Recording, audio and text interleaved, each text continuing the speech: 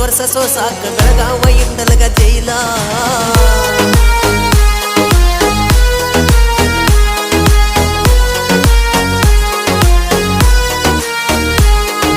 ಮುತ್ತಾಯ್ ಪಟ್ಟಂಗ ಮಾಡಿ ಎದಿಗೆ ಕಚ್ಚಿದಿ ಹಚ್ಚಿ ಹಲ್ಲ ಒಳಗಿನೊಳಗ ಮನಿ ಮಂದಿ ಜೋಡಿ ಆಗಿದೇನ ಸಲ್ಲ